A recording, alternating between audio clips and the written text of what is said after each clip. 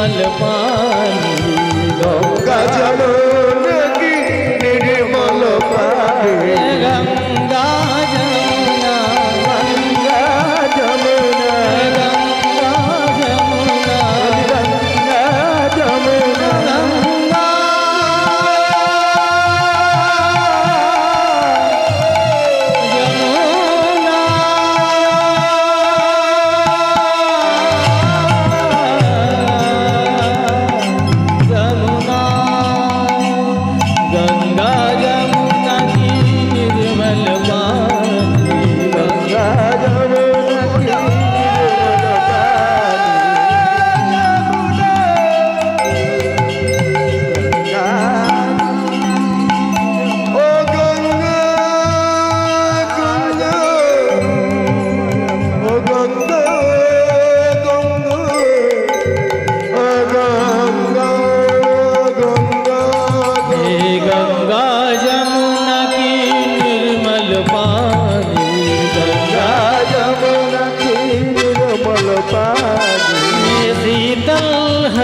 शरीर चलो गंगा यमुना तीर चलो गंगा यमुना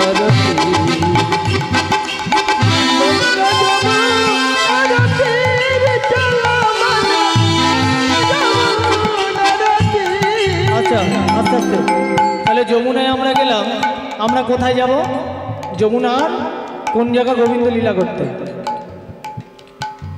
ভগবান কোথায় বেশি লীলা করেছিলেন বৃন্দাবনে বৃন্দাবনে গিয়েছেন হাত তুলুন তো একটু যারা যারা বৃন্দাবন গিয়েছেন বৃন্দাবন লীলার কথা বলবো আপনারা কিন্তু বুঝতে পারবেন মানে গোবিন্দ যদি বৃন্দাবনে আসে বংশী বট স্থানে বেশি লীলা করতেন নাকি যমুনার তীরে তালে বংশী বাজাবত নাচত গানা बंशी बजावत नाचत गाना बंशी बजावत नाचत गाना बंशी बजावत नाचत गाना बंशी बजावत बंशी बजावत बंशी बजावत बंशी बजावत बंशी बजावत नाचत गाना बंशी बजावत नाचत गाना झूलता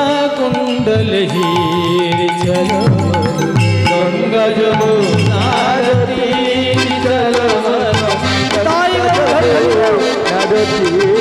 चलो गंगा जमुना तीर चलो गंगा जमुना तीर रचना करलेन के ना मीराबाई मीरा के प्रभु गिरिधर मीरा के प्रभु गिरिधर मीरा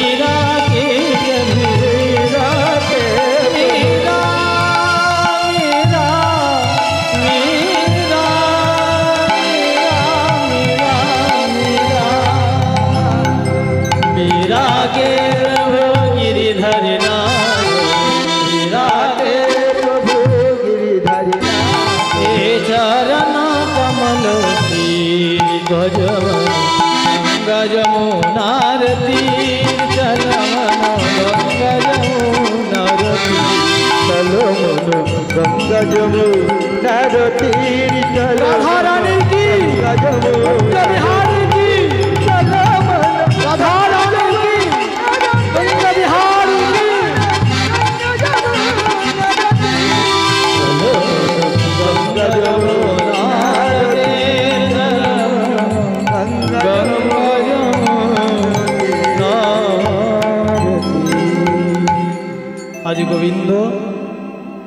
সমস্ত সখাগণকে নিয়ে, সঙ্গী দাদা বলরামকে নিয়ে আজ যমুনার তীরে খেলা করছে।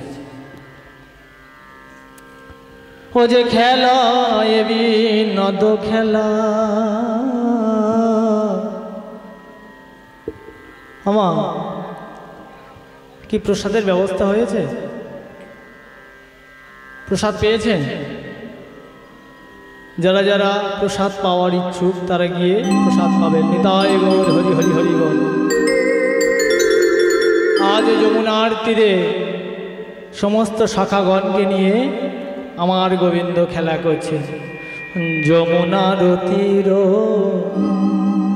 তরুতল সুশীতল, আসি মিলিল দুটি ভাই ভাই, আসি মিলিল দুটি ভাই। যমুনার তীর সুশীতল মিলিতল, আসি মিলিল দুটি ভাই ভাই, আসি মিলিল দুটি ভাই। আজি সবে বলে বলো বলো কি খেলা খেলিব বলো, সবে বলে বলো বলো কি খেলা খেলিতে খেলো, আজ খেলিব এক ঠাই কানায়, আজ খেলিব দুটি ভাই কানা। হে ভক্তমণ্ডলী, ভক্তিমতী মা মহাপ্রভু নবদ্বীপে সহচরগণকে নিয়ে খেলেছেন সুরধ্বনির তীরে। আজ গোবিন্দ আমার রাধা রানীকে নিয়ে যমুনার তীরে খেলা করবেন।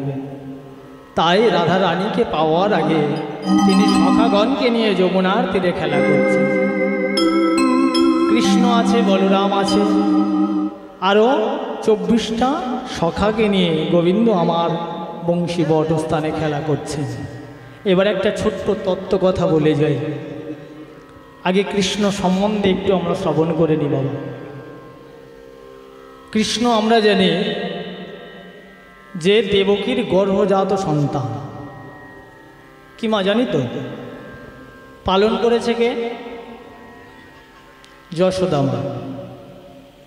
যদি কৃষ্ণ দেবকীর গর্ভজাত সন্তান হয়, অষ্টম গর্ভের সন্তান, আমাদের কি মনে হয় না দেবকীর আর 7টা সন্তান কারা কারা ছিল? সেই 7টা সন্তান কিসের জন্য কংস হত্যা করেছে কি জানা আছে? আছে? তাহলে বলবো না তো? মা বলছে জানা আছে। ফের বলতে হবে তাই গৌর হরি হরি বল। তাহলে মন দিয়ে শুনবেন কিন্তু, না হলে সব গুলিয়ে ফেলবেন। এই জিনিস সবার কাছে পাবেও না, এটা খুব গোপন তথ্য গুরুজির কাছ থেকে তুলে আনা। বলছেন কৃষ্ণ দেবকীর অষ্টম গর্ভের সন্তান। তা কংস মহারাজ ধার্মিকও ছিলেন, তিনি এত সহজে কেন সেই 7টি সন্তানকে 6টি সন্তানকে হত্যা করলেন? ভাগবত কি বলছেন শুনুন। বলছেন নারদ মুনি যখন কংস মহারাজ স্থির করলেন যে দেবকীর ওই অষ্টম গর্ভের সন্তান আমি হত্যা করব, এই 7 সন্তানকে আমি হত্যা করব না, তখন নারদ মুনি মনে মনে চিন্তা করলেন এ লীলা তো সমাপ্ত হবে না। গোবিন্দ যে লীলা করে রেখেছেন যে আমি অষ্টম গর্ভে এসে কংসের মৃত্যুর কারণ হয়ে দাঁড়াবো, তাহলে নারদ মুনিকে তিনি পাঠিয়ে দিলেন কংসের কারাগারে। কংসকে বলছেন হে মহারাজ, আজ দেবকীর অষ্টম গর্ভের সন্তান তোমার মৃত্যুর কারণ। তুমি যে অষ্টম গর্ভের সন্তানকে হত্যা করতে যাচ্ছ, কিন্তু দেবতাদের চালাকি তুমি বুঝবে না। তা কংসকে বলেছিলেন হাতের 5টা আঙুল দেখুন 1 2 3 4 5, কিন্তু আমরা যদি গুনি 1 2 3 4 5, এটা 5 তুমি গুনে গিয়ে যাচ্ছ এটা, আর আমি গুনে আসছি এটা। যদি প্রথম সন্তানটা অষ্টম হয় তুমি কি করবে? নিতাই গৌর হরি হরি হরি বল। কংসের মাথায় একটু বুদ্ধি দিলেন নারদ মুনি। যদি দেবতারা গুনে যায় যদি প্রথম থেকে তুমি গুনে যাচ্ছ প্রথম থেকে অষ্টম গর্ভের সন্তান আমার মৃত্যুর কারণ, দেবতারা যদি অষ্টম থেকে গুনে গিয়ে একে যায় সেইটা অষ্টম হবে। তুমি সব সন্তানকে হত্যা করো, আমরা এরাম ভাগবতে শুনেছি না? কিন্তু তত্ত্ব কথা কিন্তু একটু আলাদা বলছে। কেমন না, পূর্বের একটা অভিসম্পদ আছে, কংস ওই 6 সন্তানকে হত্যা করবে। এই 6 সন্তানটার নাম কীর্তিমান, সুসেন, ভদ্রসেন, ভদ্র, ঋজু, সংবর্ধন। 6টা, 7টা হলেন বলরাম মানে শঙ্কর্ষণ, রোহিণীর গর্ভে স্থানান্তরিত করেছেন, আর অষ্টম গর্ভে দেবকী সন্তান কৃষ্ণ। তাহলে 6টা সন্তানকে কীর্তিমান, সুসেন, ভদ্রসেন, ভদ্র, ঋজু আর সংবর্ধন, এটা হচ্ছে কি দেবকীর 6টা সন্তান। কি জানা ছিল? জানা ছিল? শুনেছিলেন? বলছেন কীর্তিমান সুসেন, ভদ্রসেন, ভদ্র সংযত সংবর্ধন, ঋজু সংবর্ধন, এই হলো 6টা সন্তান। এরা পূর্বজন্মের কাহিনীটা শুনুন, তাহলে বুঝতে পারবে কেন কংস হত্যা করেছিল। আর যদি না বিশ্বাস হয়, আপনারা যদি বৃন্দাবনে যান, 84 ক্রোশ ব্রজমণ্ডল বলে একটা বই আছে, এরা মোটা, আমার মা গিয়ে এনেছিল বৃন্দাবনে। ওই 84 ক্রোশ ব্রজমণ্ডলে এই তত্ত্ব কথাটি আছে। এটা কারোর বানানো কথা নয়, কারোর গুরুদত্ত কথা নয়, এগুলো ভাগবতের কথা। এই 6টি সন্তান হলো মরীচির পুত্র, মরীচির 6 পুত্র। এরা অভিসম্পদে এই জায়গায় এসেছে। কেমন অভিসম্পদ না, ব্রহ্মা তিনি সৃষ্টিকর্তা, তিনি এক তিলোত্তমা অপ্সরীকে সৃষ্টি করেন। তার কামে মোহিত হয়ে যখন আলিঙ্গন করতে গিয়েছিলেন, মরীচির পুত্ররা একটু মৃদু হেসে ফেলেছিলেন দাদুর কীর্তি দেখে। নিতাই গৌর হরি হরি বল হরি। ব্রহ্মা হলেন দাদু, মানে ব্রহ্মার পুত্র মরীচি, মরীচির পুত্র এই কীর্তিমান, সুসেন, ভদ্রসেন, ঋজু, সংবর্ধন আর ভদ্র। তাহলে দাদু দেখছে যে একটা তিলোত্তমা অপ্সরীকে সৃষ্টি করে তার সঙ্গে প্রেম আলিঙ্গনে মত্ত হচ্ছে বলে দাদুর ভীমরতি চেপেছে। এখন যেই না হেসেছে, ব্রহ্মা অভিসম্পদ করলে তোদের অসুর কুলে জন্ম হবে। তখন ধারাবাহিক একটা অসুরের পরম্পরা আসছিলেন। তিনি কোথায় জন্মগ্রহণ করলেন? এই 6 পুত্র না হিরণ্যাক্ষর পুত্র রূপে জন্মগ্রহণ করলেন। হিরণ্যকশিপুরের পুত্র ভক্ত প্রহ্লাদ আর হিরণ্যাক্ষের পুত্র, এই 6 জন রূপে তারা জন্মগ্রহণ করলেন। এখন হিরণ্যাক্ষ, হিরণ্যকশিপুর ছিলেন ভগবান বিদ্বেষী, মানে ভগবানকে সহ্য করতে পারতেন না। তাই হিরণ্যকশিপুর ভাইয়ের সন্তানকে ভগবানের উপাসনা করছে দেখে অভিসম্পদ করলেন, তোদের এই পিতৃহস্তে মৃত্যু হবে। ঘটনাটা কিন্তু মনে রাখবেন। প্রথম ব্রহ্মা অভিসম্পদ করলেন কি, যে তোদের অসুর কুলে জন্ম হবে। আর দ্বিতীয় হিরণ্যকশিপুর অভিসম্পদ করলে তোদের পিতার হস্তে মৃত্যু হবে। এইবার এই যে 6 জন ভগবান উপসী, তারা ব্রহ্মাকে বললেন, হে প্রভু, আমরা কিভাবে এই অভিসম্পদ থেকে মুক্তি পাব? তখন বললে, শোনো, ওই দাপর যুগে ওই হিরণ্যাক্ষর পুত্র কালনেমি, হিরণ্যাক্ষের পুত্র কালনেমির পুত্র ভুল হয়েছে, হিরণ্যাক্ষের পুত্র কালনেমি, তার এই 6 পুত্র হয়েছিল। এখন এই হিরণ্যাক্ষের পুত্র কালনেমি যখন দাপর যুগে কংস রূপে অবতীর্ণ হয়েছে, তাহলে পূর্বজন্মে কালনেমি ছিল এই 6 পুত্রের বাবা। আর এই 6 পুত্র দেবকীর গর্ভে যখন স্থানান্তরিত গোবিন্দ করেছেন শাপমোচন করার জন্য, হিরণ্যকশিপুরের শাপমোচন, কারণ হিরণ্যকশিপুর বলেছিল তোর পিতার হস্তে মৃত্যু হবে। তাহলে পূর্বজন্মে কালনেমি ছিলেন, তিনি কংস রূপে জন্মগ্রহণ করলেন। আর এদিকে গোবিন্দ লীলাটা সম্পূর্ণ করবার জন্য দেবকীর গর্ভে এক একটা করে সন্তান বলির সঙ্গে পাতালে ছেলে, সেই পাতাল থেকে এক একটা সন্তান তুলে দেয়। আর ওই হিরণ্যকশিপুরের অভিসম্পদটাকে পূর্ণ করবার জন্য কংস ওই এক একটা সন্তানকে হত্যা করে। এখন কীর্তিমান, সুসেন, ভদ্রসেন, ভদ্র, ঋজু আর সংবর্ধন, এই 6 পুত্রকে কংস হত্যা করলেন। তাহলে পিতার হাতে তাদের মুক্তি পেলেন। এদিকে ব্রহ্মার অভিসম্পদ ছিলেন, অসুর কুলে জন্মগ্রহণ করবে, অসুর কুলে তিনি জন্মগ্রহণ করেছেন। এই 6 পুত্রকে তিনি দেবতা কুলে ঠাঁই দেওয়ার জন্য দেবকীর গর্ভজাত যে সন্তান কৃষ্ণ, সেই কৃষ্ণ এক এককে তুলে দেবকীর উচ্ছিষ্ট, কৃষ্ণের মুখের উচ্ছিষ্ট প্রসাদ গ্রহণ করিয়েছিলেন এই 6 সন্তানকে। এরা হলেন ভগবানের দেবদূত জিনিস। কংস এত বোকা নয় যে তার নিরীহ একটা সন্তানকে তিনি বারবার হত্যা করবে। তাহলে পূর্বজন্মে তার প্রতি উদ্দেশ্য ছিল, ওই জন্য পিতার হস্তে এদের মৃত্যু হয়েছে। আর বলরাম কি করলেন না, তার স্থানান্তরিত করে দিলেন যোগমায়া রূপে রোহিণীর গর্ভে, তাই রোহিণী পুত্র বলরাম। আর কৃষ্ণ যে দেবকীর গর্ভজাত সন্তান, সেই দেবকী স্থানান্তরিত করে তিনি চলে গেলেন যশোদা মায়ের কাছে লালিত পালিত। আর যোগমায়া রূপে দেবীর গর্ভে অষ্টম গর্ভে ছিল যোগমায়া।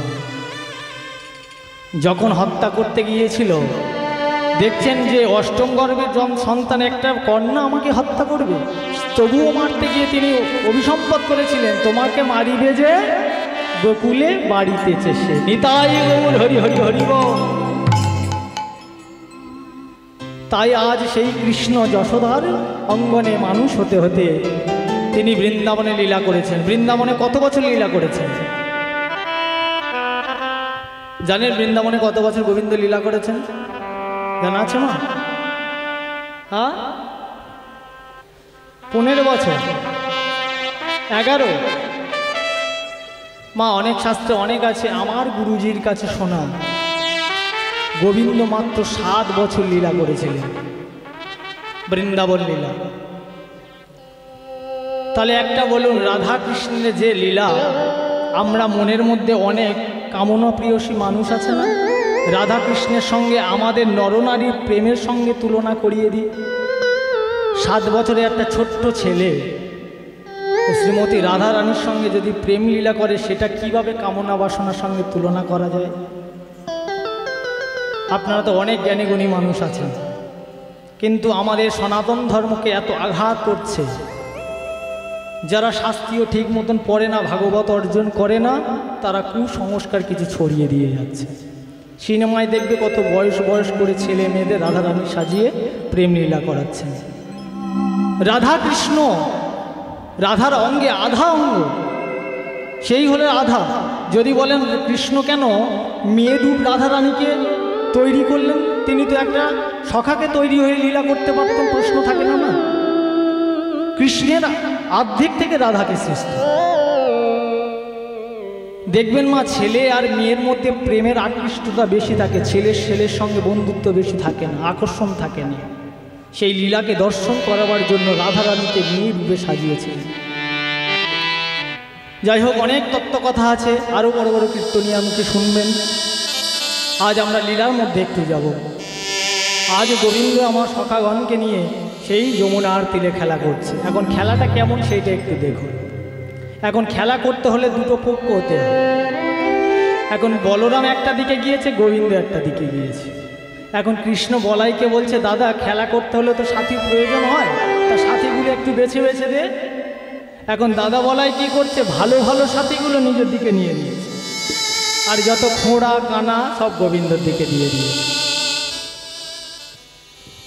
তাহলে যখন সাথী বাছাবাছি করছে, কৃষ্ণ দেখলেন দাদা একটা অন্যায় কাজ করছে। কেন না, আমার দিকে যত খারাপ সাথীগুলো কানা খোঁড়া দিয়েছে, খেলা করতে গেলে তো এমনি ছুটতে পারবে খোঁড়া? আমার খোঁড়া ছুটতে পারবে?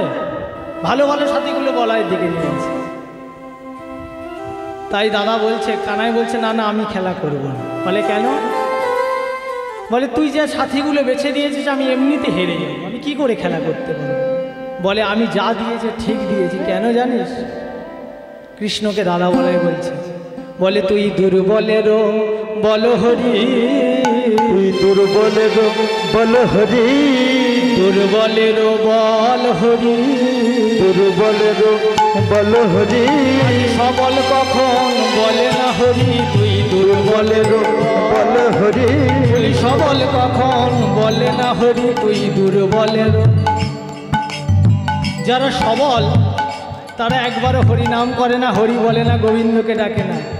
যারা দুঃখে থাকে, কষ্টে থাকে, তারা কি হরি বলে? তোমার কি মা বলে? তো দিন আনতে দেখবে যদি কষ্ট দুঃখ হয় তারা একবারের জন্য হরি বলে। তাই দাদা বলায় কৃষ্ণকে বলছেন যারা সবল সবল ব্যক্তি, অর্থ আছে, ধন আছে, তারা হরি বলে না, কিন্তু যারা দুর্বল মানুষ তারা গোবিন্দকে কষ্ট হলেও একবার ডাকে। তুই এক কাজ কর, তো যা দিয়েছি ভালো দিয়েছি, তুই খেলাটা শুরু কর। এখন গোবিন্দ খেলা করতে চায় না, কিন্তু জোর করে খেলা করাচ্ছেন দাদা বলে। আচ্ছা, খেলার মধ্যে দাদা বলায় জিতবে না কৃষ্ণ জিতবে? আপনারা কোন পক্ষে আছেন? হ্যাঁ, কৃষ্ণ পক্ষে? আচ্ছা, দাদা বলার দিকে কারা কারা আছেন একটু হাত তুলবেন মা। দাদা বলার দিকে কারা আছেন?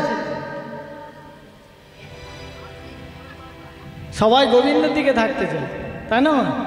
এইটা কিন্তু ভুল করলি।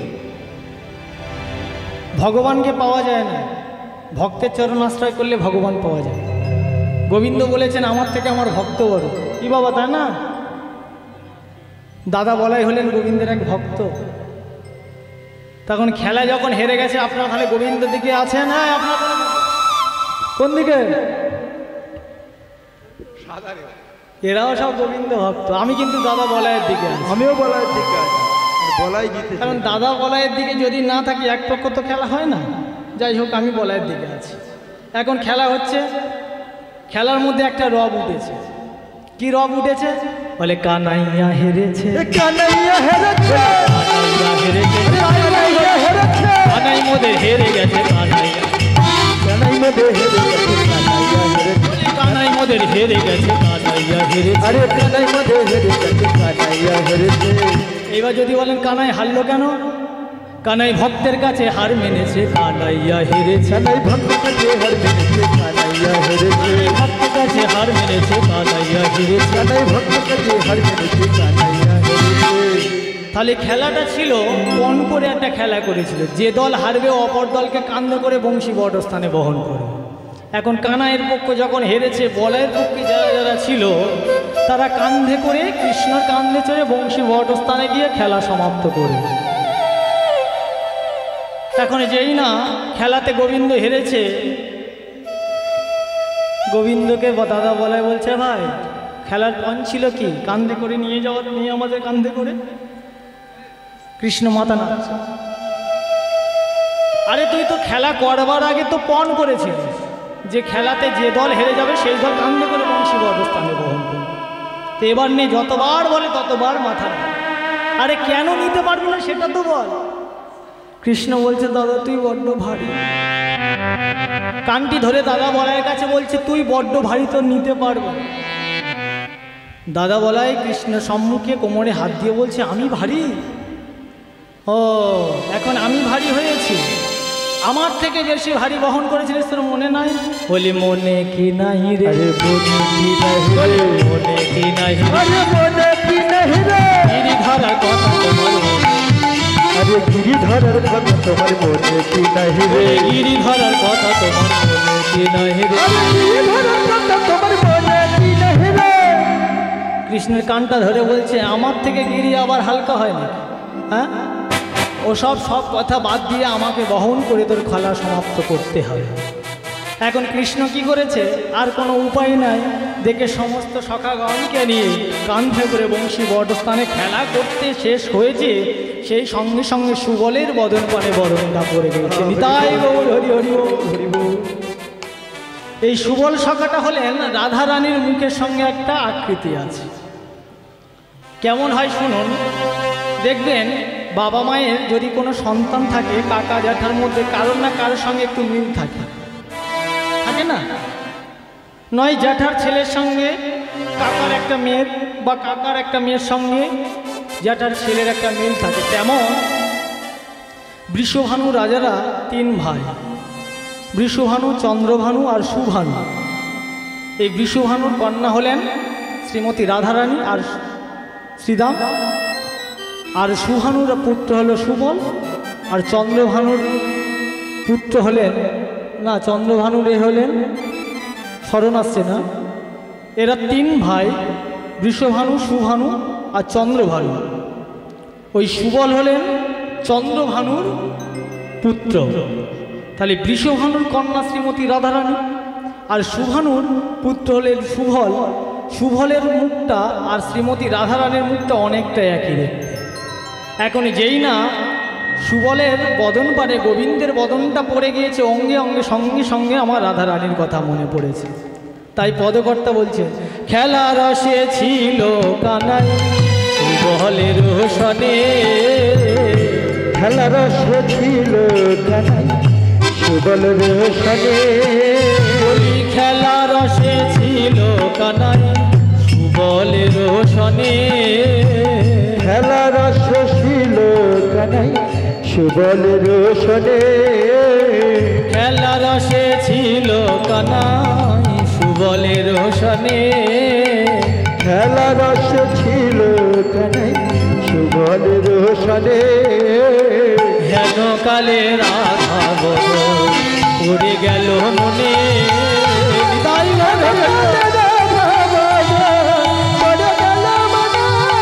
বলি হেন কালে রাধা বদন পড়ে গেল মনে, আরে হেন কালে রাধা বদন পড়ে গেল মনে, শ্যামের রাধা বদন মনে হলো, রাধার বদন মনে হলো, রাধা বদন মনে হলো, রাধার বদন মনে আজি সুবল সখার বদন যে শ্যামের রাধা বদন মনে হলো, সুবল সখার বদনীকে রাধার বদন মনে হলো।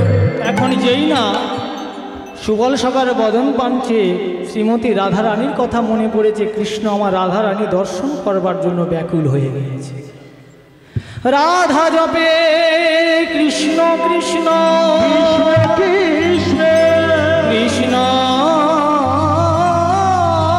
জপে রাধা,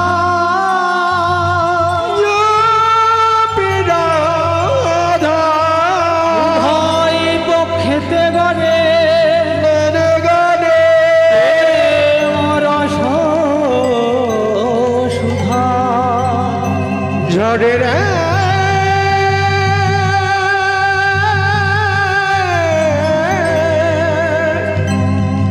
ঝড়ে রে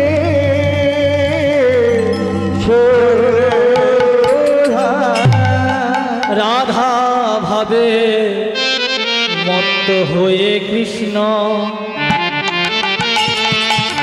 আজি পদে পদ দিয়া, রাধা ভাবে মধ্যে হয়ে কৃষ্ণ পর পর রিয়া, আজি রাধা ভাবে মত্ত হয়ে কৃষ্ণ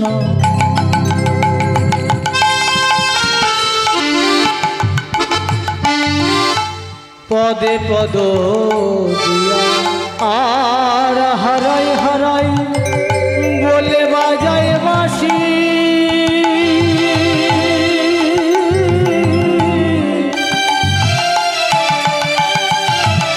ও যে আকুল হইয়া হারাই হারাই বলে বাসি,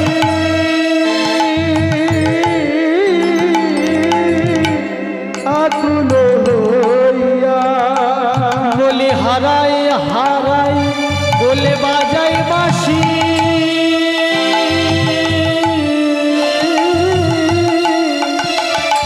আজ আকুল হইয়া বলে বাজাই বাজা বাজে বাসি, আকুল হইয়া শ্যামের বাঁশি বাজে হারাই হারাই, বাসি বাজে হারাই হারা, শ্যামের বাঁশি বাজে হারাই হারাই, বাসি বাজে হারাই হারা, বলি যমুনার কুলে এসো গোরাই বাঁশি বাজে হারাই হারাই, ওই যমুনার কুলে এসো হারাই হারাই আজ যমুনার কুলে এসো বাঁশি বাজে হারাই হারাই যমুনার কুলে এসো বাঁশি বাজে হারাই হারাই যমুনার কুলে এসো বাঁশি বাজে হারাই হারাই যমুনার কুলে এসো বাঁশি বাজে হারাই হারাই যমুনার কুলে এসো বাঁশি বাজে হারাই যমুনার কুলে এসো বাঁশি বাজে হারাই হারাই রামের বাঁশি বাজে হারাই হারাই। এখন গোবিন্দ আমার বংশীধ্বনি করছে হারাই হারাই বলে। এখন বংশীধ্বনি শ্রবণ করে শ্রীমতী রাধারানী আর আসতে পারলেন না, ছুটে এলেন যোগ মায়া বড়াই বলে। মানে রাধা কৃষ্ণের লীলা ঘটন অঘটন পট্টিয়সী যোগ মায়া বড়াই বলে এসে বলছে, এই কানাই কানাই। যোগমায়ার সম্মুখে গোবিন্দ দাঁড়িয়েছে। তোর কোনো কারণ নেই, অকারণে যখন তখন তুই বংশীধ্বনি করে হারাই হারাই বলে শ্রীমতী রাধারানী তোর সঙ্গে দর্শন করবে? তুই জানিস না সে যে ঘরের কুলবধূ, তার ঘরে শাশুড়ি আছে, ননদী আছে, সেসব উপেক্ষা করে তোর সঙ্গে কীভাবে দর্শন করবে? তুই এমনভাবে অকারণে বংশীধ্বনি করিস কেন? আজ গোবিন্দ যোগমায়াকে বলছে, মা আজ যমুনার তীরে খেলা করতে করতে সুবল সকার বদন বানে আমার বদন পড়ে দিয়েছে। যেই না সুবল সকার বদন বানে পড়েছে, আমার রাধারানীর কথা মনে পড়েছে। তুমি তো জানো মা, আমার রাধারানীর কথা মনে পড়লে আমি রাধারানী দর্শন না করে থাকতে পারি না। তাই আমি হারাই হারাই বলে বংশীধ্বনি করছি রাধারানীকে দর্শন করবার জন্য। বলে, শোন, তুই যদি রাধারানীকে দর্শন করতে চাস, আমার মতে যদি কাজ করিস, তারপরে তুই পাবি। এখন গোবিন্দ বলছে, তোমার কি কথা আছে বলো? বলে, শোনো, আমি শ্রীমতী রাধারানীকে ছলে বলে কৌশলে তোর সঙ্গে আমি দেখা করাবো, আর তুই ওই যমুনার তীরে একটা নাবিক সেজে বসে থাকবি তরি নিয়ে। যখন মথুরার হাটে আমরা যাব, তুই তরিকে নিয়ে ওই যমুনার কূলে থাকবি। সেই সময় শ্রীমতী রাধারানী তোর সঙ্গে দেখা হবে। এখন কি হয়েছে মা, যোগমায়া কি করেছে? গোবিন্দকে যেই এমন পরামর্শ দিয়েছে, এদিকে যোগমায়া চলে গেলেন শ্রীমতী রাধারানীকে আনবার জন্য।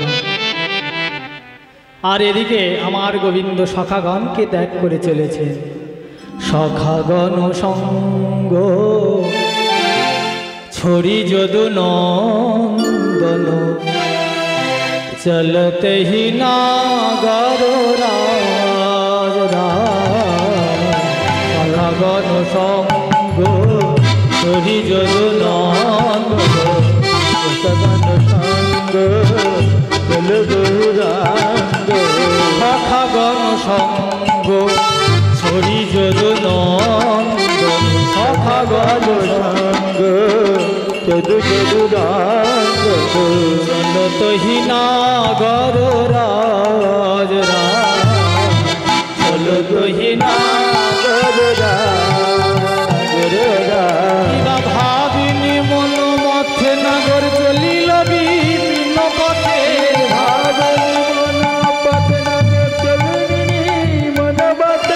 নাগর চলে যায় চলে যায়, নাগর চলে যায় চলে যায় চলে যা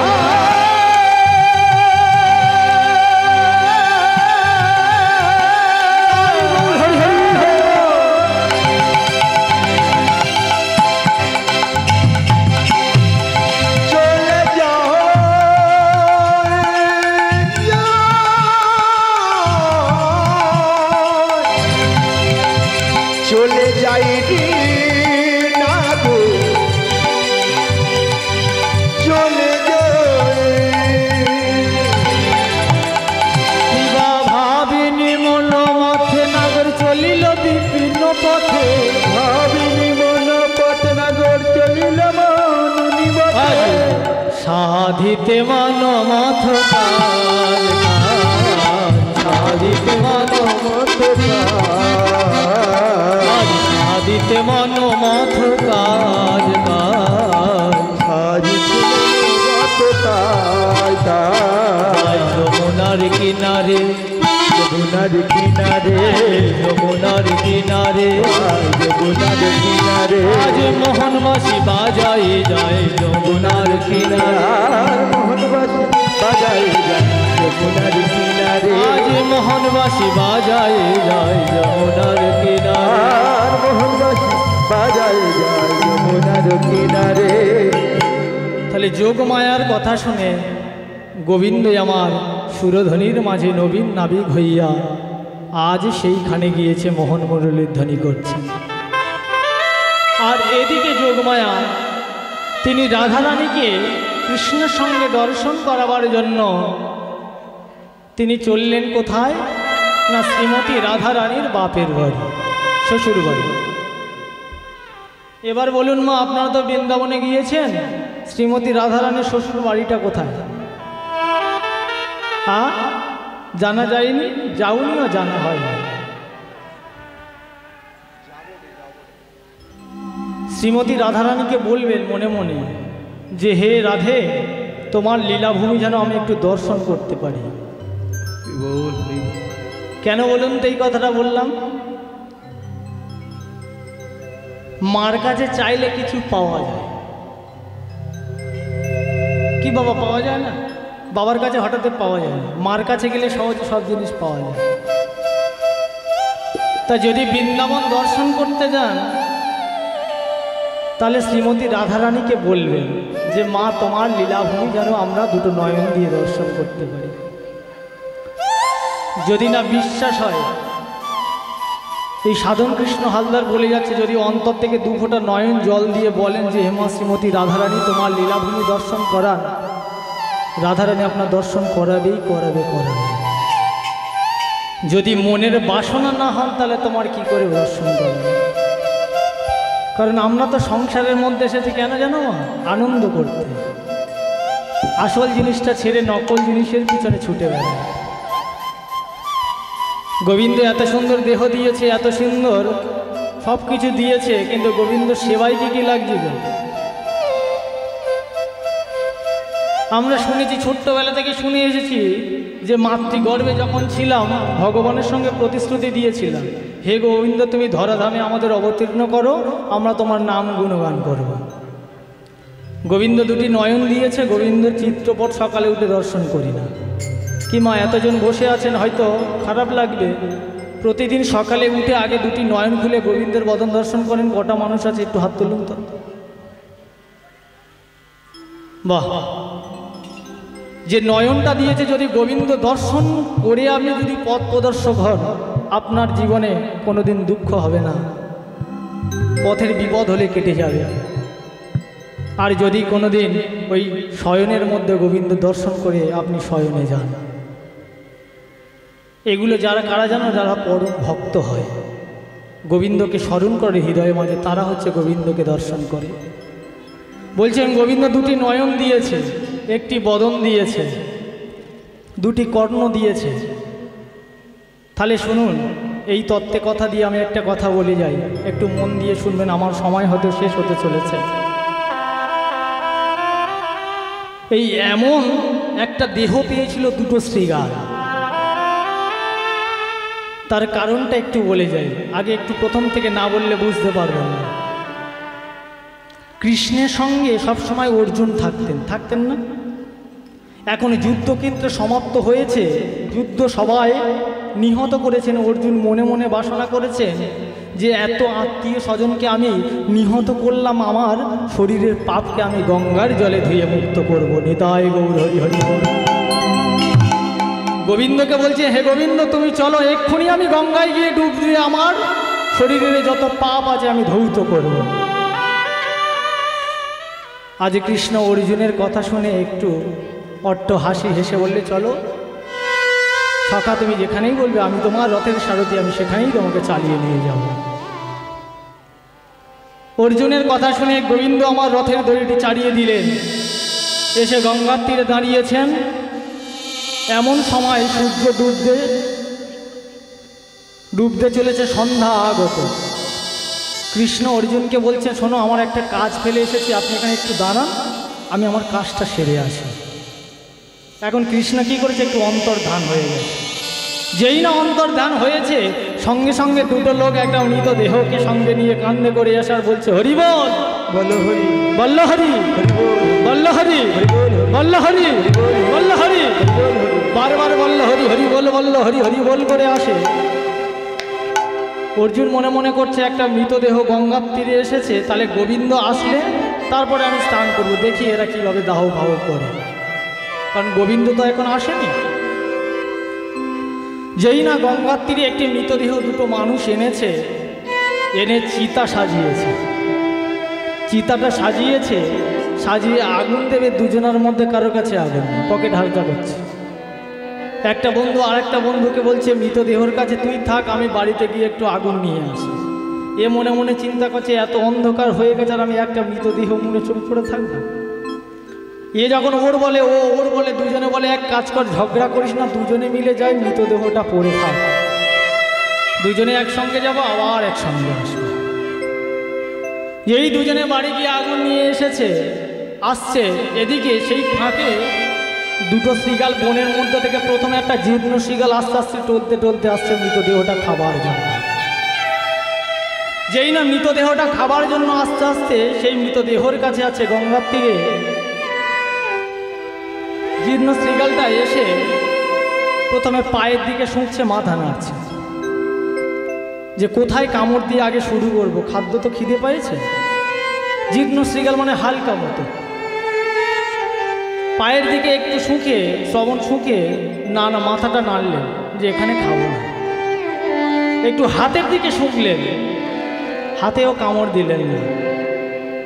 এবার মনে মনে করছে, তাহলে মুখে থেকে কামড়টা শুরু করি।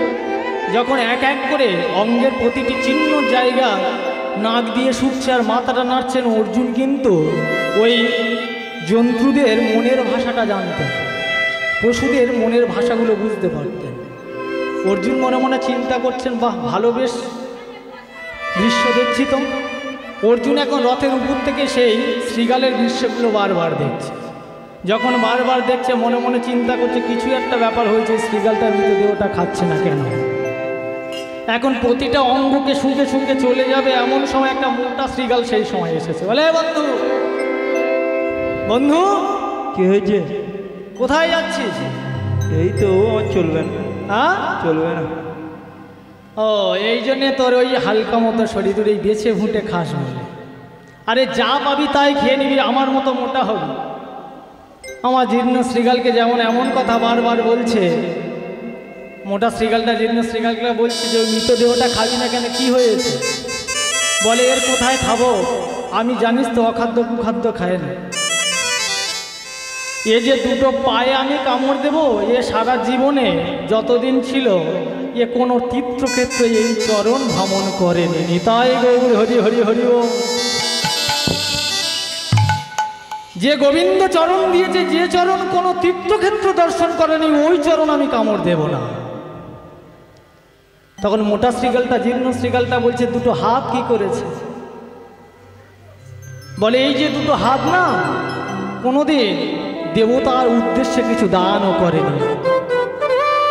সংসারে সংসার করতে এসেছে, আবার চলে যাবে, আসবে যাবে, কিন্তু গোবিন্দের জন্য কিছু দান করে যায়নি, তাই ওই হাতে আমি খাবো না।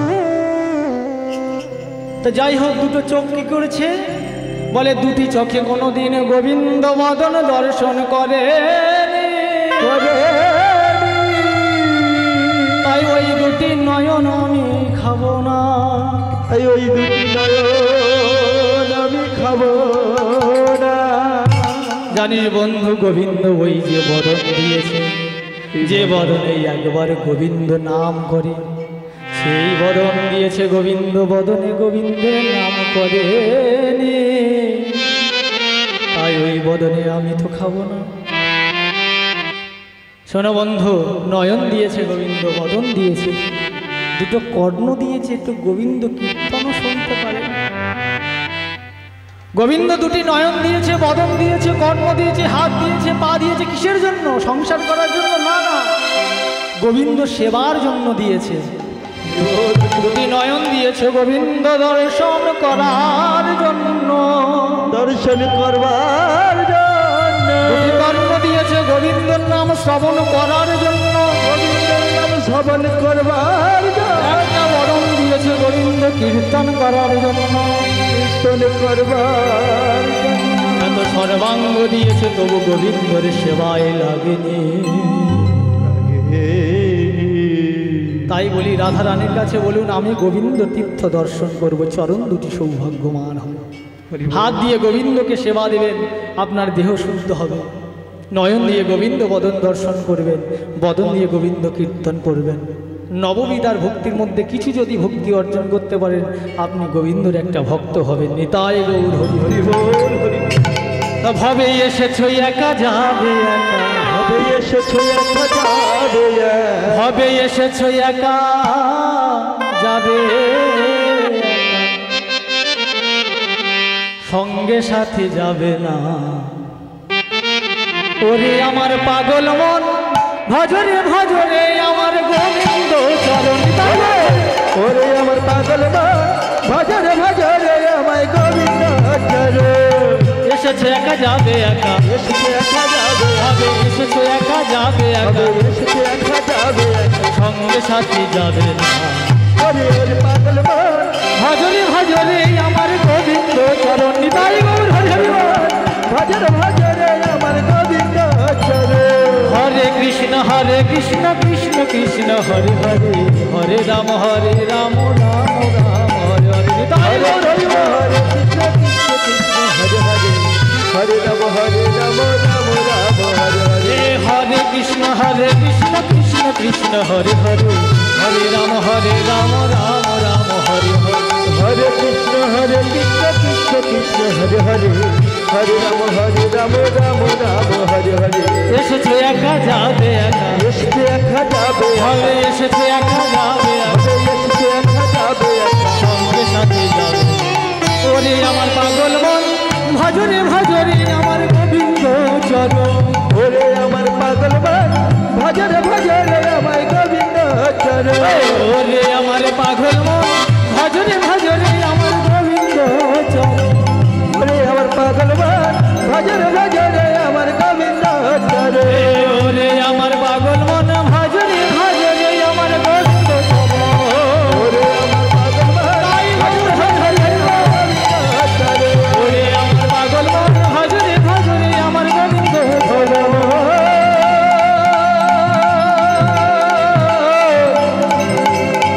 পাগল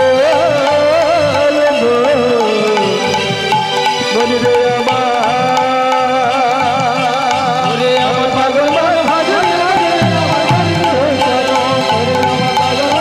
ওরে আমার পাগল মন পাগল মন ভজরে ভজরে আমায় গোবিন্দ চরণ। এখন যেই না অর্জুন এমন দৃশ্যগুলো দেখছে, আমার যে দুষ্ট শ্রীগালের এমন কথোপকথন করছে, হঠাৎ অর্জুন যেই না দাঁড়িয়ে আছে রথের উপরে, এখন মোটা শ্রীগালটা জীর্ণ শ্রীগালটাকে বলছে, এই দেখ এই মৃতদেহটা তো তুই খাবি না, তাই এক কাজ কর, ওই দেখ রথের উপরে একটা মানুষ আছে, ওকে গিয়ে খাইছে। রথে কে আছে? অর্জুন আছে। শ্রীগালের সাহস দেখো, অর্জুনকে খেতে যাবে। এখন অর্জুন মনে মনে হাসছে, একটা সামান্য শ্রীগাল আমাকে খেতে আসবে, দেখি। অর্জুন ধৈর্য ধরে দেখছে। এখন জীর্ণ শ্রীগালটা একবার রথের মানুষে অর্জুনের দিকে তাকায়, আর বন্ধু মোটা শ্রীগালটার দিকে তাকায়, বলে শোন শোন বন্ধু, এই জিনিসটা অখাদ্য কুখাদ্য তো জানি, ওই জিনিসটা আমি খাবো না। বলে কেন? বলে ও তো আরো বড় মূর্খ। অর্জুন চৈতন্য জেগেছে, কেন আমি মূর্খ? আমি হচ্ছে সর্বশ্রেষ্ঠ যোদ্ধা, আমি এত গুরুবর্গকে হত্যা করে এসেছি, আমার যুদ্ধক্ষেত্রে আমি মূর্খ? তখন সেই জীর্ণ শ্রীগালটাকে মোটা শ্রীগালকে বলছে, বলে ওই যে মানুষটা তো বড় মূর্খ। বলে কেন? কেন ওই মানুষটা বড় মূর্খ? আরে শোন শোন বন্ধু, যে মানুষটার সম্মুখে স্বয়ং আমার গোবিন্দ থাকে, গোবিন্দ থাকে, যার চরণ থেকে গঙ্গা উৎপত্তি, গঙ্গা উৎপত্তি, তার চরণ ধৌত জলে যদি সে অঙ্গে মাখে তার সর্বপাপ দূর হয়। সে আবার বলে কিনা গঙ্গায় গিয়ে স্নান করে পাপ মুক্তি করব। তাহলে এর মতো বড় মুখ হয়ে জগতে আর নাই। নিতাই গৌর হরি হরি হরি হরি রাম। ওরে গোবিন্দ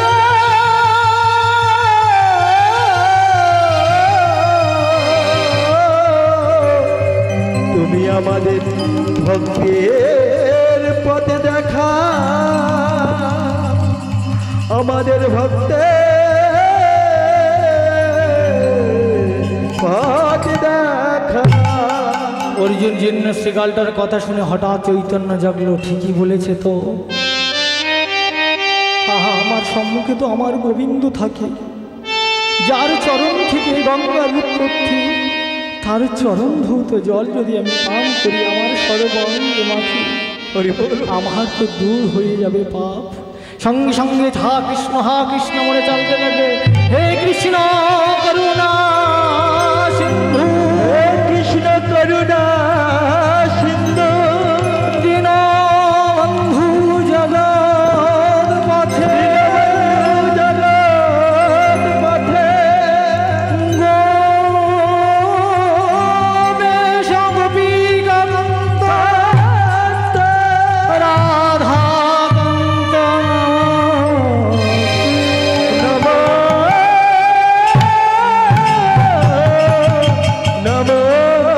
নমস্তুতে। কৃষ্ণের রামন্ত যখন নয়ন দুটি বন্ধ করে ভাবছেন, সঙ্গে সঙ্গে দুটি শ্রীগাল অদৃশ্য হয়ে গেলেন, মৃতদেহটাও অদৃশ্য হয়ে গেলেন। এরা অদৃশ্য হলো কেন না, গোবিন্দ আমার অর্জুনকে চৈতন্য জাগানোর জন্য ওই মৃতদেহটা রূপে এসেছিলেন স্বয়ং মহারে। আর যে মৃতদেহটা কান্ধে করে এনেছিলেন ওটা দুটো হলেন নন্দী আর ভেন্দি। আর যে শ্রীগাল দুটি এসেছিলেন এটা হলেন যোগ মায়া। অর্জুনকে চৈতন্য জাগালেন যে এ হলো অনাদি আদি গোবিন্দ সর্বকারণে কারণ। নিতাই গৌর হরি হরি বল। হরি বল, হরি বল। তাই মা এত সুন্দর দেহ দান করে যদি গোবিন্দ সেবায় না লাগিয়ে দেহ বৃথা দেহ। যাই হোক, আমরা কেন এই কথাটা বলতে গেলাম, যদি আমরা বৃন্দাবনকে দর্শন করতে পারি তাহলে বৃন্দাবনের যে সব লীলা কীর্তনীয়রা বর্ণনা করবেন সেই লীলা সঙ্গে সঙ্গে হৃদয় মাঝে ফুটিত হবে। যদি আমাকে জিজ্ঞাসা করে আমাদের বাড়িতে যে তুমি বামন গাছে গিয়েছিলে কেমন জায়গা, যদি এখানে আসি তারপর তো বলতে পারবো এখানে একটা পুকুর আছে, পঞ্চায়েত আছে, এরম একটা হরিবাসর আছে, এই ঘর আছে। আর যদি না আসি বলতে পারবো মা? তাহলে বৃন্দাবনে যখন আপনারা যাবেন দর্শন করবেন, যদি কোনো কীর্তনিয়া এসে বৃন্দাবন লীলাকে আস্বাদন করান, সঙ্গে সঙ্গে বৃন্দাবনের কেশিঘাট বংশীবট যাবৎ সবাইকে দর্শন করবেন। এই চিত্তকে হৃদয়ে মাঝে স্ফুটিত করাই হলো ভক্ত আস্বাদন করা। যাই হোক, আজ আমার বড়াই মা সেই শ্রীমতী রাধারানীর যাবতীয় পথে যাচ্ছে বৃন্দাবনে। রাধারানীকে ছলে কৌশলে গোবিন্দের সঙ্গে দর্শন করা। এখন বড়াই মা যাচ্ছেন কেমনভাবে? বড়াই মা হলেন বুড়ি, সাদা চুল হয়েছে, পাকা। তার শ্বাসটা দেখুন, সন্দেহ সবার লাগবে, আমারও লাগে। কেমন করে চলেছে রাধারানীকে আনতে। বলে রাধারে আনিতে ছলে আজ বড়াই সাজিয়া চলে, রাধারে আনিতে ছলে আজ বড়াই সাজিতে চলে। বলি রাধারে আনিতে ছলে আজ বড়াই সাজিয়া চলে, রাধা দয়া কে ছলে বড়াই সাজিয়া চলে। আজ কর্ণে দোলে মকর কুণ্ডা, কর্ণে দোলে মকর কুণ্ডা। বলায় পাকা চুলে বাঁধে খোপা, ফুলের গাথ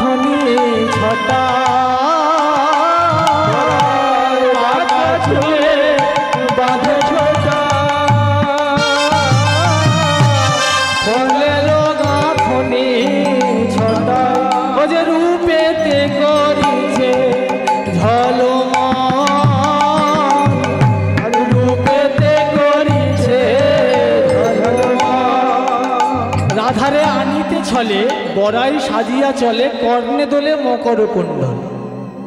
রাধার আনতে যাচ্ছে, সেজে গুজে যাচ্ছে, পাকা চুলে বাঁধে গোপা, ফুলের গাঁথুনি ছটায়। মানে দেখবেন বিয়ে বাড়িতে যদি যায় মায়েরা ফুলের গাঁথুনি দেয় না খপার মধ্যে, আজ বড়াই মা বুড়ি হয়েছে, অবস্থাটা দেখুন।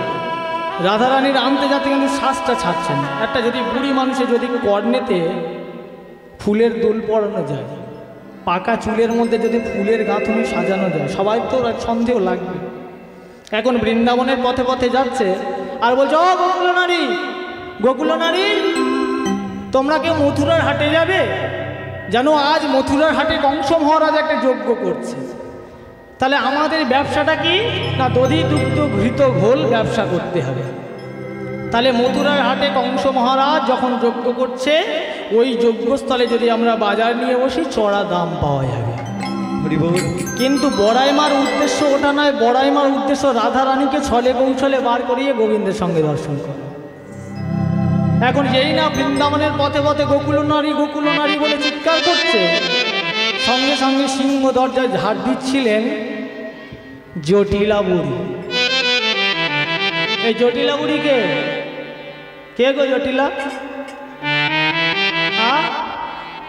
রাধারানীর শাশুড়ি। আর ননদীর নাম কি? কুটিলা। জটিলার কুটিলা শ্রীমতী রাধারানীকে ভালোবাসে না ভালোবাসে? ভালোবাসে।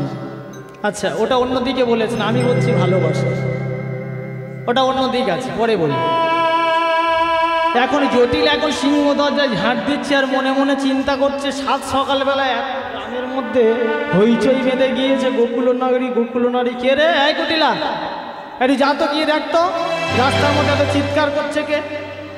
এখন কুটিলা ঘরের মধ্যে ছিল, ছুটতে ছুটতে গিয়ে রাস্তার মধ্যে দেখছে সর্বনাশ, একই দৃশ্য। হ্যাঁ, একটা বুড়ি মা মাথায় চুল পেকে গিয়েছে, কানে দুল পড়ছে, আবার ফুলের গাঁথনি দিয়েছে। সঙ্গে সঙ্গে ছুটে এসে বলছে, ও মামা শোনো শোনো, সেই তোমার বান্ধবী না, অনেক দিনের সেই আগেকার বান্ধবী, সে আজ এই বৃন্দাবনের মাঠে এসেছে। এসে বলছে, ও গোকুল নারী বলে চিৎকার করছে। বলছে কে? বলে সেই বড়াই বুড়ি। জটিলা মনে মনে চিন্তা করছে, আমার বান্ধবী এসেছে, অনেকদিন পরে ঝাঁটাটা ফেলে আস্তে আস্তে গিয়ে বলছে বড় বুড়ির কাছে, বলে কি রে বড়াই, তুই এতদিন পরে বৃন্দাবনে এলি, গোকুল নারী কি হয়েছে, এত চিৎকার করছিস কেন? তা বলছে, শোন, মথুরার হাটে কংস মহারাজ যজ্ঞ করছে, যদি তোদের বাড়ির কেউ দধি দুগ্ধ ঘৃত ঘোল নিয়ে যায়, তাই একটু আমি নিমন্ত্রণ করতে এসেছি। বলে তোর কথা বিশ্বাস করলাম, কিন্তু একটা কথা বল, আমার মনে সন্দেহ হচ্ছে। বলে কি সন্দেহ? বলে তুই এত সেজেছিস কেন? বড়াই মাকে বলছে, তুই এত সেজেছিস কেন? ব্যবসা করতে যাবি, ব্যবসা করতে যাবি। বলে শোন শোন, একটা কথা শোন, যদি খরিদ্দার আসে, দেখবে যারা একটু সেজে গুজে ভালো থাকে তাদের কাছে বেশি করে খরিদ্দার আসে না? দেখবেন অনেক দোকানদার আছে, মানে অনেক মায়েরা দেখবে দোকানের মধ্যে থাকে, একটু সেজে গুজে থাকলে অনেক খরিদ্দার আসে সেই দোকানটায়। তাই আমি একটু সেজে গুজে আছি, আমার কাছে খরিদ্দার যদি বেশি আসে। বলে ও এই ব্যাপার, তা ঠিক আছে। বলে এবার বড়াই মা জটিলাকে বলছে, জটিলা তোরা কেউ যাবে না? বলে আমি আবার কি করে যাব, দেখতে তো পাচ্ছিস আমি বয়স হয়েছে। তা যে এক কাজ কর, আমার ওই মেয়েটা আছে, মেয়েকে নিয়ে। বড়াই বুড়ি কার নিয়ে যেতে এসে? বৌমা নাকি ঘরের মেয়েটা কুটিলাকে? এখন রাধারানীর কথা কিছুতেই জটিলা বলে না। বড়াই বলছে, শোন শোন, তোর মেয়েকে হবে না। কেন জানিস? যার প্রতি নাই তার মথুরা হাটে যাওয়ার নাই। যেসব মেয়েদের প্রতি নেই তারা মথুরা হাটে যেতে পারবে না। তা বলে আর কে যাবে? বলে কেন, তোর ঘরে যে রাধারানী আছে ওকে পাঠান না। বলে ওর কথা তুই বলিস না রে বুড়ি, সেই কেলে ছড়া, তার জন্যে আমার কান নাক একদম পাততে পারছে। বলে তুই শোন, তোর বিশ্বাস রাখ আমার উপরে, আমি যে কোনো উপায় নিয়ে গিয়ে আবার তোর কাছে ফিরিয়ে দিই। এখন রাধারানীর কথা যেই না বলেছে, যে ঠিক আছে তাহলে তুই রাধারানীকে নিয়ে যা। বড়াই মা একটি সুযোগ পেয়ে শ্রীমতী রাধারানীর কাছে যাচ্ছে, আর এদিকে শ্রীমতী রাধারানী অষ্ট সখীদের নিয়ে কুঞ্জ মাঝে গোবিন্দ গুণকীর্তন করছে। অষ্ট সখী কে কে? ললিতা, বিশাখা, চিত্রা, চম্পকলতা, ইন্দুরেখা, রঙ্গদেবী, তুঙ্গবিদ্যা, সুদেবী। এটা হলেন রাধারানীর প্রধান সখী। ললিতা, বিশাখা, চিত্রা, চম্পকলতা, ইন্দুরেখা, রঙ্গদেবী, তুঙ্গবিদ্যা, সুদেবী, এইটা 8টা সখী। এখন শ্রীমতী রাধারানী অষ্ট সখীদের নিয়ে গোবিন্দের কাছে গোবিন্দ গুণকীর্তন করছে। কি সুন্দর করে আমার গোবিন্দের কথা কথন করছেন। এমন সময় বড়াই বুড়ি এসেছে। বড়াই বুড়ি যেই না এসেছে বলে, হ্যাঁ রে রাধে, তুই কেমন আছিস? ভালো আছিস তো? রাধারানী বড়াই মাকে দেখে দুটি নয়ন জলে বুক ভাসিয়ে খাচ্ছে আর বলছে, ও হে বাঘিনী মাঝারে বসতি আমার, না ছাড়িবি ঘর মাঝারে ইচ্ছে আমার, ছাড়িবি ঘর। বাঘিনী মাঝারে বসতি আমার, না ছাড়িবি ঘর। আরে বাঘিনী মাঝারে বসতি আমার, না ছাড়িবি ঘর। এবার আস্তে আস্তে একটা কথা বলি, হঠাৎ বাঘিনী মাঝারে বললেন কেন? শ্রীমতী রাধারানী বাঘিনী মাঝারে বসতি আমার, না ছাড়িবি ঘর কাজ। যেসব বৌমাদের ঘরে বাঘিনীর মতো শাশুড়ি আছে, তারাই একমাত্র জানে সেই সংসারের কি যে জ্বালা। তাই শ্রীমতী রাধারানী শাশুড়িকে বাঘিনী বললেন, আর ননদীকে নাগিনী বললেন। বাঘিনী মাঝারে বসতি আমার, না ছাড়িবি ঘর কাজ। বাঘিনী মাঝারে বসতি আমার, না ছাড়িবি ঘর কাজ। কথা করে না কহবি, গোপনে রাখবি, করে না কহবি, গোপনে রাখবি। ওহে বলাই মা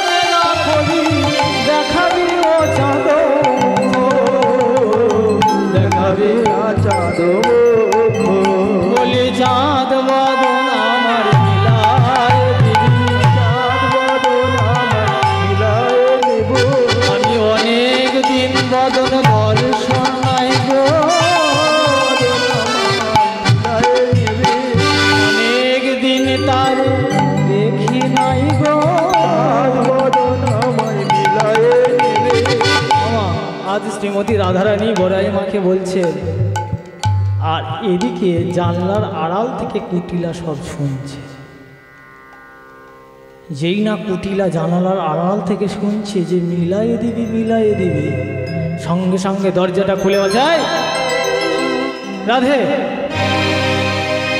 আমি শুনছিলাম তুই বারবার বলছিস মিলায়ে দিবি, মিলায়ে দিবি, কি মিলায়ে দিবি?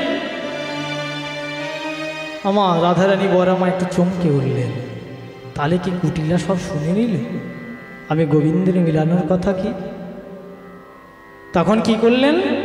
রাধারানী বলছেন, না না গো, আমি পয়সা করে মিলানোর কথা বলছি। পয়সা করে মিলানো? তুই তো রাজার মেয়ে, বৃষভানুনন্দন, তুই একটা রাজার মেয়ে হয়ে পড়াশোনা শিখিস নি? এটা বিশ্বাস হয় না। বলে সত্যি বলছি, আমি পয়সা মিলানোর কথা বলছি। বলে শোন শোন কুটিলা, আমার বাবা যখন আমার গুরুর কাছে পঠন পাঠনের দায়িত্ব দিয়েছিল, গুরুদেব আমাকে স্বরবর্ণ ব্যঞ্জন বর্ণ শিখিয়েছে, কিন্তু আমার হয়নি পড়াশোনা। গুরুর আলাই যখন আমাকে দিয়ে এসেছে, গুরু আমার ভূমিতে একটি অয় অক্ষর লিখে দিয়েছে। অয় অক্ষর পাঠ করে দিলেন যেইখানে, অয় অনাদির আদি গোবিন্দ আমার পড়ে গেল মনে গেল রে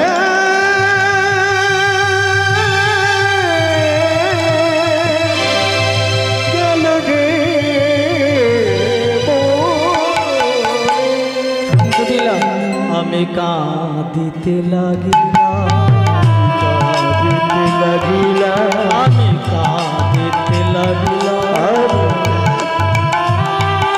ওই অয় অক্ষর পাঠ করে আমি কাঁদিতে লাগিলাম, আমি অয় অক্ষরে পাঠ করে কাঁদিতে লাগিলাম। ওই অয় অক্ষর পাঠ করে আমি কাঁদিতে লাগিলাম। ওই অয় অক্ষরে পাঠ করে আমি কাঁদিতে লাগিলাম।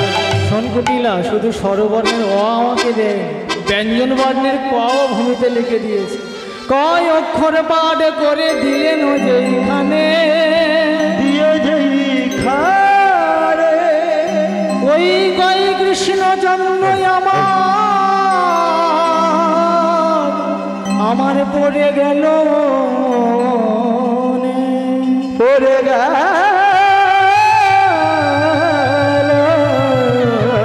মনে। ওই কয় অক্ষর দেখে আমার কৃষ্ণচন্দ্রের কথা মনে পড়েছে, তাই আমি কাঁদিতে লাগিলাম। ওই কয় অক্ষর পাঠ করে আমি কাঁদিতে লাগিলাম। ওই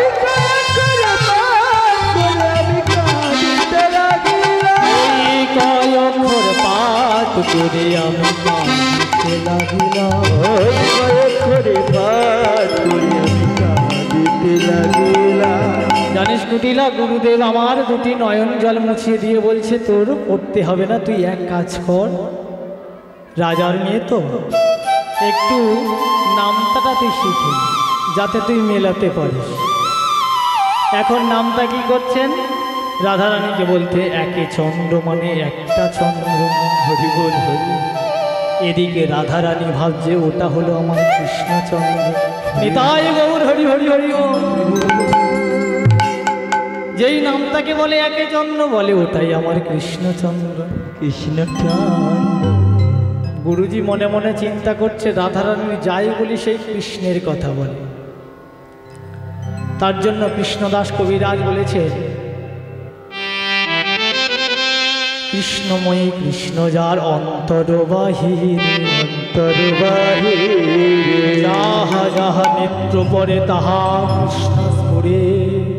তাবর জঙ্গম দেখে না দেখে তার মূর্তি, যাহা যাহা নেত্র পরে তা হয় কৃষ্ণ মূর্তি। কৃষ্ণ যারা কৃষ্ণকে ভালোবাসে, কৃষ্ণ দর্শন করে, তারা যেদিকে চোখের নয়ন দেয় সেই দিকে কৃষ্ণকে দর্শন পায়।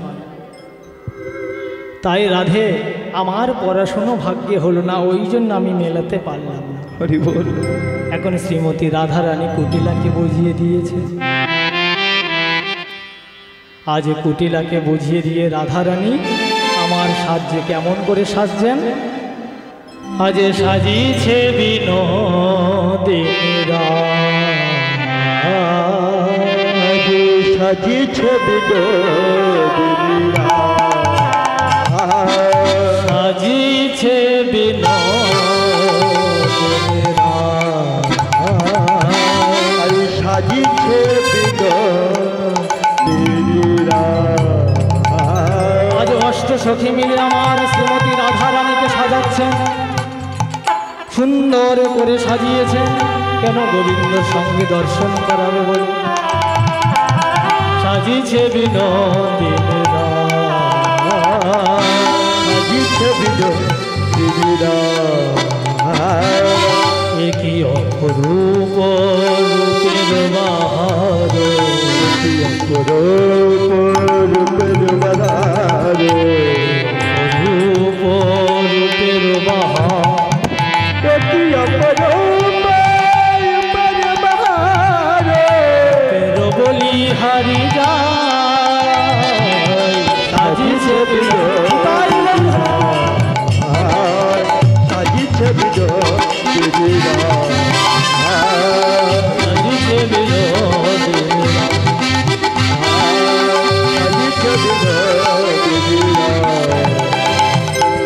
হাতের কঙ্কন বাজিছে কনন, বাজিছে কনন, কঙ্কন বাজিছে কনন, হাতের কনকন বাজিছে কনন, আজি চরণে নপুর বাজে ঝনন ঝনন, চরণ নপুর বাজে ঝনন ঝনন, হাতের কঙ্কন বাজিছে কনন, হাতের কনকন বাজিছে কনন, চরণে নপুর বাজে ঝনন ঝনন, চরণ নপুর বাজে ঝনন ঝনন, ঝনন ঝনন ঝনন,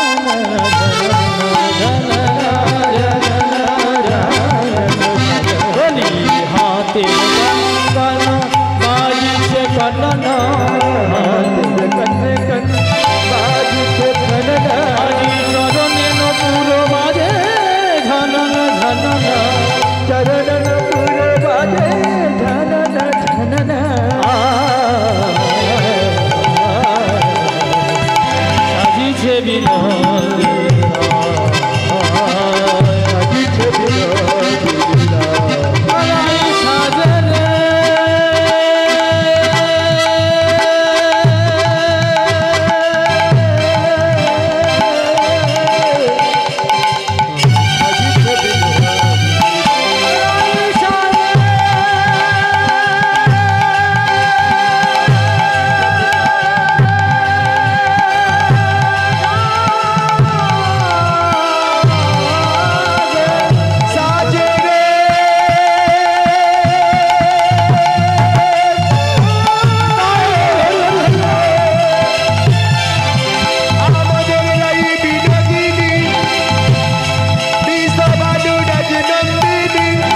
সাজে রে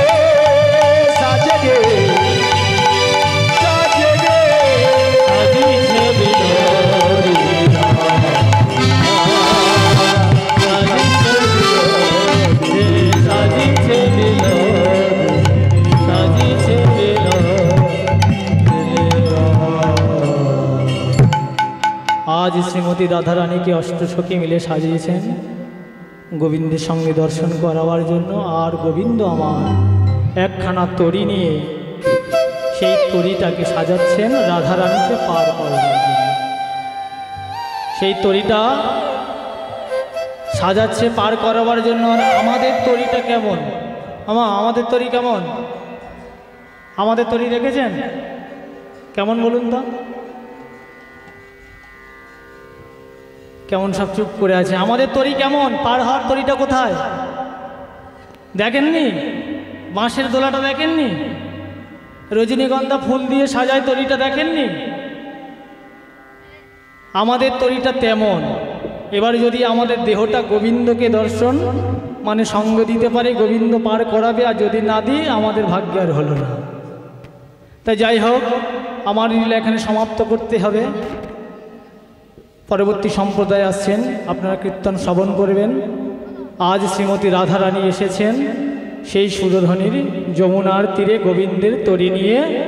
আজ রাধা কৃষ্ণের এইখানে আমাদের মিলিত হবে। মিলিত হলেন আমার ভক্ত আর ভগবানের এখানেই লীলা সমাপ্ত হবে। হরি বল হরি বল। বলি ভক্ত আর ভগবানের মিলন হইল, আরে ভগবানের মিলিল হইল, ভক্ত আর ভগবানের মিলন হইল, আরে ভক্ত আরে ভগবানের মিলন হইল।